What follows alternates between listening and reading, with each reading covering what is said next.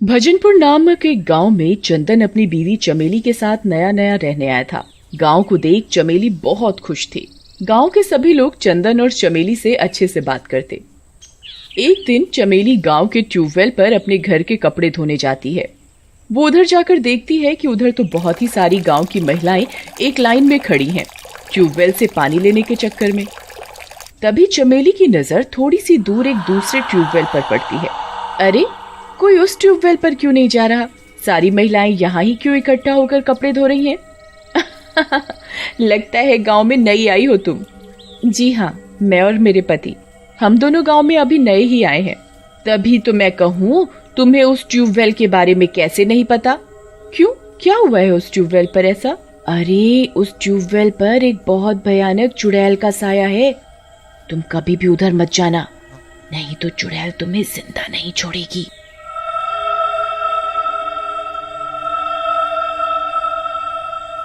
चमेली उस औरत की बात सुनकर बहुत घबरा जाती है। वो उसी ट्यूबवेल पर कपड़े धोती है जिस पर गांव की सारी महिलाएं धो रही होती हैं, और कपड़े धोकर वो अपने घर लौट जाती है। घर लौटने के बाद चमेली अपने पति चंदन से बात करते हुए, सुनो जी, एक बात बताओ। हाँ, पूछो चमेली, क्या हुआ? हमारे गांव में एक ही ट्यूबवेल है और सारी गांव की औरतें उसी ट्यूबवेल पर कपड़े धोती हैं। एक और ट्यूबवेल उसी ट्यूबवेल से थोड़ा आगे है, पर उधर कोई नहीं जाता जी। क्यों? ऐसा क्यों? ऐसा क्या हुआ जो सारी औरतें उधर नहीं जाती? उधर एक चुड़ैल का वास है। गांव की सारी औरतों ने मुझे उधर जाने को मना किया है। वहाँ एक चुड़ैल की आत्मा भटकती रहती है। चंदन चमेली की बात सुनकर बहुत जोर जोर से हंसने लगता है। ये क्या बोल रही हो तुम चमेली? ये भूत वगैरह कुछ नहीं होता। कल मैं जाऊंगा उस ट्यूबवेल पर, देखना, मैं जाऊंगा। चंदन चमेली के बताए अनुसार अगले दिन सुबह ट्यूबवेल पर जाता है। वो ट्यूबवेल पर जाकर ट्यूबवेल चलाने ही लगता है, तभी ट्यूबवेल के अंदर से चुड़ैल निकल कर आ जाती है। किसने याद किया मुझे? किसको अपनी जान प्यारी नहीं, जो मुझे नींद से उठा दिया? हाय राम, ये तो कोई डायन है। बचाओ, बचाओ। अरे, चमेली बिल्कुल ठीक कह रही थी। इस ट्यूबवेल में तो सच में एक चुड़ैल का वास है। मुझे चमेली की बात मान लेनी चाहिए थी। अगर मैं आज उसकी बात मान लेता तो आज ये चुड़ैल मेरे पीछे ना पड़ी होती। भागो, भागो रे भागो।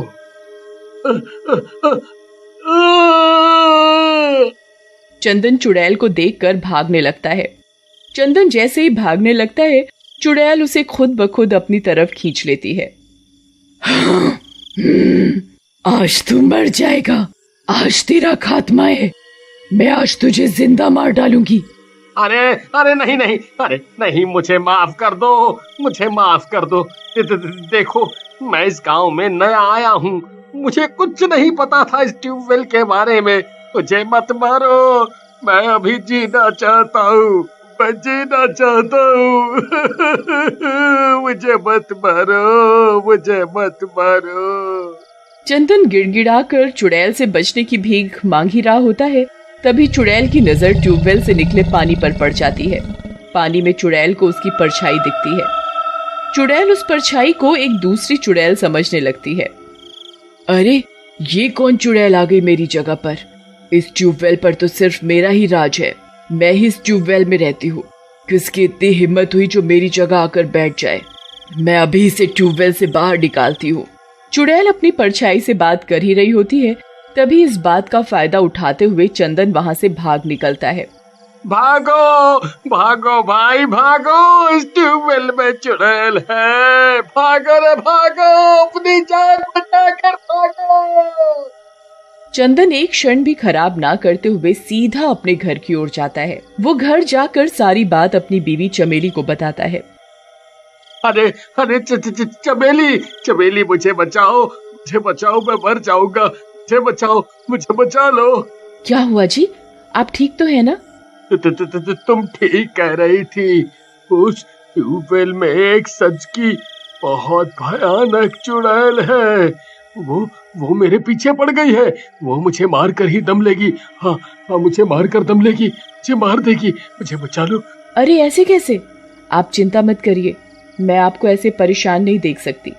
मैं जल्दी ही कुछ ना कुछ करती हूँ और इस चुड़ैल से आपको जल्द ही छुटकारा दिलवाऊंगी।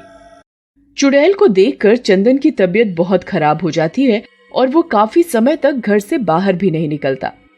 एक दिन चमेली अपने पति चंदन की बात अपने पड़ोसियों को बताती है।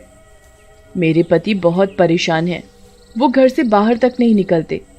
उन्होंने उस ट्यूबवेल पर चुड़ैल को देख लिया है, तभी से वो बीमार रहने लगे हैं। मुझे समझ नहीं आ रहा कि मैं उस चुड़ैल की आत्मा को कैसे शांति दिलवाऊं।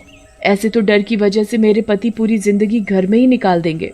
हाय दैया, ये क्या कह रही हो? जब तुम्हें सब गांव वासियों ने बताया था कि उस ट्यूबवेल के पास नहीं जाना, तो तुम्हारे पति क्यों गए उस ट्यूबवेल के पास? अरे मैंने बहुत मना किया था अपने पति को उधर जाने के लिए, पर उन्होंने मेरी एक न सुनी और उधर चले गए। तभी से वो चुड़ैल से बहुत डर गए हैं और घर से बाहर एक कदम भी नहीं रखते हैं। हाँ, हमें उस ट्यूबवेल वाली चुड़ैल का कुछ इलाज तो जरूर करना चाहिए। वो हमारे गाँव वासियों के लिए बहुत खतरनाक है। साथ ही हमारे गाँव में एक ही ट्यूबवेल है, इस चक्कर में हमें बहुत दिक्कत होती है। हाँ, तुम सही कह रही हो, लेकिन हम ऐसा क्या करें जो वो चुड़ैल ये गांव छोड़कर हमेशा हमेशा के लिए चली जाए। चमेली की पड़ोसी चमेली को बालाजी की भभूति देती है और उस ट्यूबवेल पर जाकर उसे लगाने को बोलती है। चमेली अपनी पड़ोसिन के बताए अनुसार अगली सुबह ट्यूबवेल पर जाती है। चमेली को ट्यूबवेल पर देख चुड़ैल बाहर आ जाती है। किसने याद किया मुझे आज? मैं बहुत दिनों बाद बाहर आई हूँ आज। चमेली को देख चुड़ैल जोर जोर से हंसने लगती है। अच्छा, आज तेरी मौत मेरे पास खुद चल कर आई है। मैं तुझे कच्चा खा जाऊंगी, तुझे नहीं छोड़ूंगी मैं किसी भी कीमत पर। चुड़ैल चमेली को मारने के लिए आगे बढ़ती ही है, तभी चमेली अपनी पड़ोसन की दी हुई भभूति उस ट्यूबवेल पर लगा देती है। अरे ये क्या कर दिया तूने पागल औरत? क्या चाहती है तू? मिटा इस भभूति को मेरे ट्यूबवेल से। मैं तुझे जिंदा नहीं छोड़ूंगी। नहीं तो तू मुझे क्या मारेगी? अब तो तू खुद नहीं बचेगी। इस भभूति में बहुत ताकत है, ये तेरा सर्वनाश कर देगी। भभूति के लगते ही चुड़ैल बहुत जोर जोर से रोती चिल्लाती है, पर चमेली उसकी एक नहीं सुनती। चुड़ैल रो रो कर गायब हो जाती है। तभी से ही गांव के सारे लोग उस ट्यूबवेल पर भी पानी लेने चले जाते थे और किसी को भी चुड़ैल का डर नहीं रहता।